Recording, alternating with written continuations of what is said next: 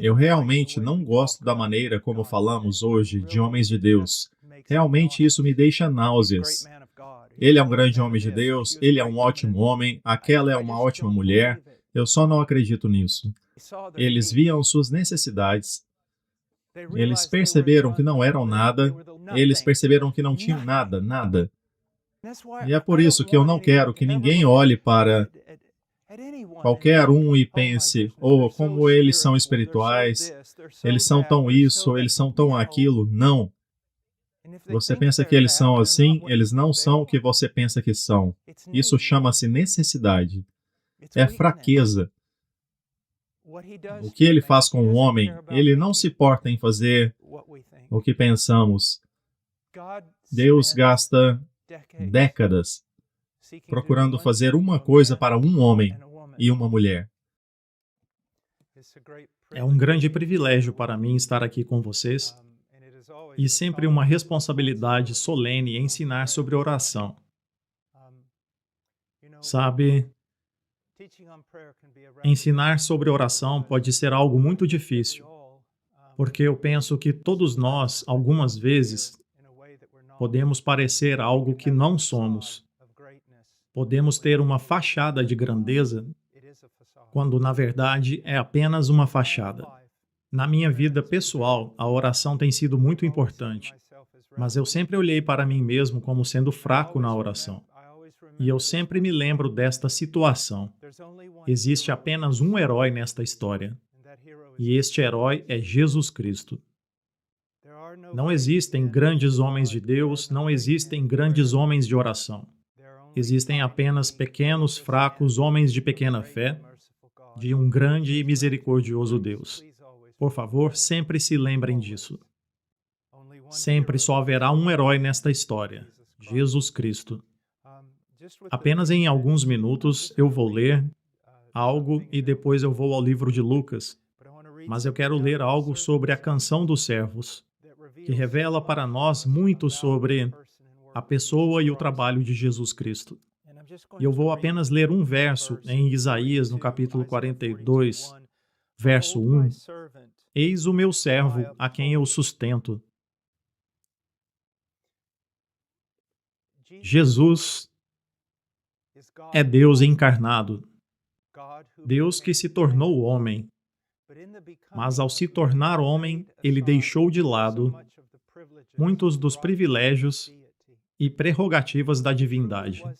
Ele verdadeiramente era homem, e ele fez o que fez como homem no poder do Espírito Santo. Ele tinha que ser aquele último Adão. E como último Adão, ele deveria conquistar para o seu povo. E ele conquistou para o seu povo através do corpo a semelhança do pecado, não através de um corpo de antes da queda de Adão, mas através de um corpo que, apesar de incorruptível, sofreu todas as consequências da queda, as fraquezas, as dores, os sofrimentos, as tentações. Ainda assim, Deus o elevou. Muitas vezes nós tememos pensar desse jeito porque existem tantos ataques a respeito da sua divindade, mas nós vemos que ele era um homem e Deus o elevou, o tomou pela mão, o Espírito o empoderou. Você vê, nós tivemos um pai que caiu, Adão, e nós precisávamos de um irmão que conquistasse, que era verdadeiramente homem, e este era Jesus Cristo. Então nós temos que ter isso em nossas mentes. Quando nós começamos a fazer parte do Evangelho e vemos a sua vida de oração, ele não orava apenas porque era espiritual. Não estava orando apenas para demonstrar devoção. Ele orava porque tinha necessidade de orar. Precisava orar, pois ele tinha que se superar como o último Adão, se superar como carne da nossa carne e osso dos nossos ossos, para não se valer de nada a não ser do poder do seu Pai e o poder do Espírito Santo. E por isso ele pode ser o nosso exemplo. O seu problema não é e nunca será que você seja muito fraco. De fato, Deus, o que Ele faz nas nossas vidas a partir do dia que nascemos de novo, ao momento que morremos, é que Ele está constantemente trabalhando para criar fraquezas em nós. O problema não é que você seja fraco. O problema é que nós não sabemos o quão fraco nós somos, porque aquela fraqueza nos levaria para a oração. Sendo verdadeiramente encarnado, conduziu o nosso Salvador à oração. Quando nós vamos para Lucas, no capítulo 11, verso 1, aconteceu que quando Jesus estava orando em certo lugar, quando terminou, um dos seus discípulos disse a ele: Senhor, nos ensine a orar assim como João ensinou os seus discípulos.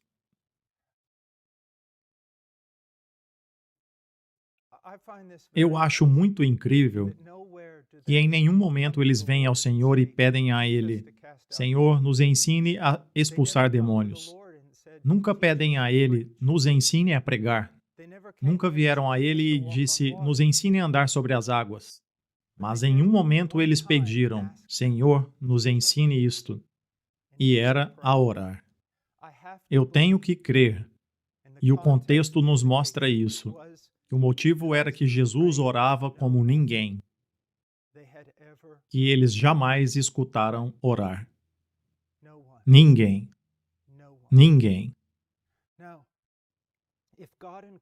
Então Deus encarnou neste homem perfeito, e em relação à nossa redenção, era necessário que ele fizesse tudo o que fez no poder do Espírito Santo, como homem retirando o poder do Espírito Santo, mais e mais.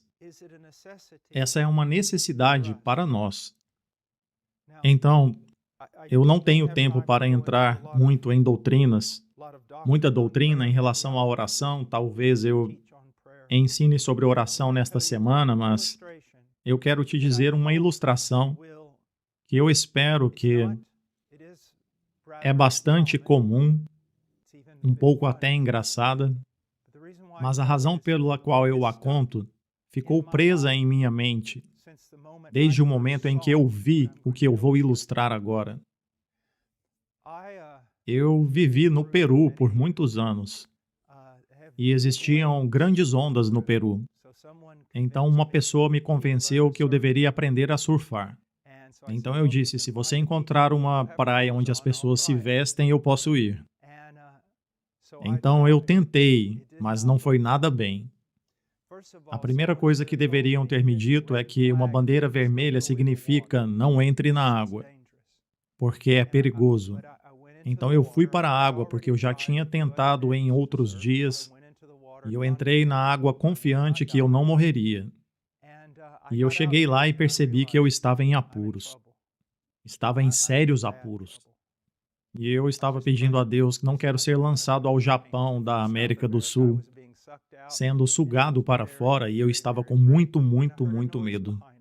Então escutei um barulho atrás de mim e soava como um leão marinho irritado, porque existem muitos leões marinhos ali, o que me deixou com mais medo ainda. Então quando eu me virei, eu percebi que não era um leão marinho, mas era um jovem homem, provavelmente com 20 anos, mas pequeno, talvez dessa altura. E ele estava se segurando em uma prancha de bodyboard, e eu podia ver o terror na sua face. Ele já tinha sido nocauteado da prancha algumas vezes, e ele retornava para cima da prancha e realmente ele iria se afogar. Ele estava aterrorizado. Então pensei: vou com a minha prancha até próximo dele e vou segurá-lo. Mas algo me parou. E eu percebi, porque já tinha ouvido muitas histórias. Eu era 2 vezes maior que ele. Mas se ele me agarrasse, ele me mataria. Ele iria afogar a nós dois ao mesmo tempo. Então eu percebi alguns surfistas que sabiam exatamente o que estavam fazendo. E eu disse: por favor, tem um homem que vai se afogar ali. E eu vi as suas faces quando chegaram perto daquele homem, pois eles eram surfistas experientes, mas se podia ver o medo no rosto deles. Então eles eram todos jovens e atletas e experientes, mas ainda assim estavam com medo. E levou entre 20 minutos e 30 minutos para levar aquele pequeno homem até a praia. E você pode me perguntar por que eu estou te contando essa história. Então quero que pense sobre algo. Provavelmente eu era 4 ou 5 vezes mais forte que aquele garoto. Todos aqueles caras eram múltiplas vezes mais fortes que ele. Ainda assim, se 3 daqueles surfistas tentassem ajudá-lo segurando-o, sem muita sabedoria, poderiam todos se afogarem juntos. Então você deve perguntar a si mesmo: como uma pessoa da metade do meu tamanho poderia afogar a tantas pessoas juntas? Seria a sua disciplina? Não. Seria a sua coragem? Não. Mas uma força vindo da sua vontade que traria a ele tanto poder que agarraria homens muito mais fortes do que ele e não os deixaria ir. O que seria isto? Era o medo. E de onde vinha aquele medo? Impotência absoluta. Este jovem homem sabia que não obtinha nenhuma habilidade para manter a sua vida. Ele iria se afogar, e por causa disso, qualquer um que se aproximasse dele, ele se agarraria tão forte naquela pessoa que ninguém conseguiria arrancá-lo nem com um pé de cabra. Não era a sua força nem a sua disciplina, não era a sua devoção, era a sua necessidade. A sua necessidade o guiou. Ele viu apenas necessidade e desamparo. Ele apenas viu que iria morrer, a não ser que outra pessoa agisse a seu favor. Então foi a fraqueza, foi a descoberta da fraqueza. A Almeida Produções te convida a se tornar um membro do canal. Somos um ministério independente, por isso te pedimos que apenas compartilhe e curta nossos vídeos. Juntos podemos ampliar essa visão e fazer a diferença. A descoberta de uma absoluta necessidade. Agora, da maneira como eu estudei, eu realmente não gosto da maneira como falamos hoje de homens de Deus. Realmente isso me deixa náuseas. Ele é um grande homem de Deus, ele é um ótimo homem, aquela é uma ótima mulher. Eu só não acredito nisso. Porque algumas pessoas têm uma vida de oração incomum.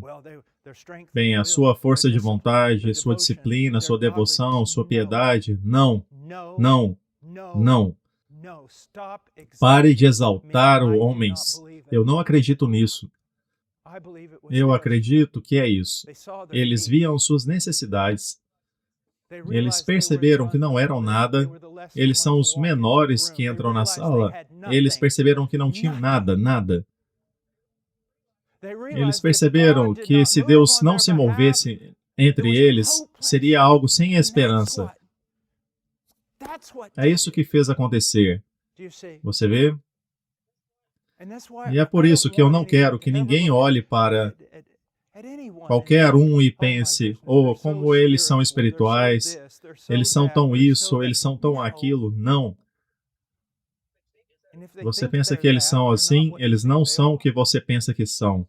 Isso chama-se necessidade. É fraqueza. Você vê? Oh, espere. Eu nunca fiz nada além de falhar sozinho. Ele nunca falhou. Ele nunca falhou.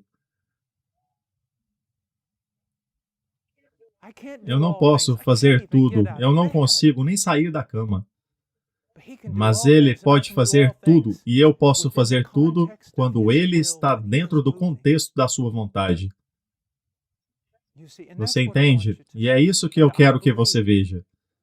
Eu creio. O que Ele faz com o homem, Ele não se importa em fazer o que pensamos. Deus gasta décadas procurando fazer uma coisa para um homem e uma mulher. Cultivar fraqueza, criar fraqueza, tudo o que Ele nos coloca diante de nós. Ah, Senhor, desta vez o Senhor me deu uma montanha, eu não posso. Tudo isto é para te convencer que você teria que ter sido convencido pelo monte pequeno. Tinha que lidar com aquilo e não pôde, mas Ele pode. Lembre-se disso. Deus sempre usa o menor dos líderes. Então você vai derrotar os midianitas. E você achou um garoto escondido em um vaso de vinho, o menor filho da menor família, da menor tribo. Ele recebeu um exército e, embora o tamanho era bastante grande em comparação a quem eles precisavam lutar, mas para Deus nada é tão grande. Então, finalmente, 300. Então, finalmente, não. Coloque a espada fora. Eu só quero que você coma um pouco a fogo dentro. Você vê? Matar Golias com um garoto e algumas pedras. Então, o que eu espero é que, se você apenas olhar para a sua vida, você verá todas essas áreas. Você verá onde Deus está continuamente trabalhando em você só para te deixar fraco. J.I. Packer tem um livro sobre fraqueza e tem um filme introdutório ao livro. Não sei se alguém já viu. E todo o vídeo é este velho homem, J.I. Packer, andando passo a passo. E ele se torna tão frágil que ele quase não consegue subir as escadas. E então ele começa a digitar com a ponta dos dedos.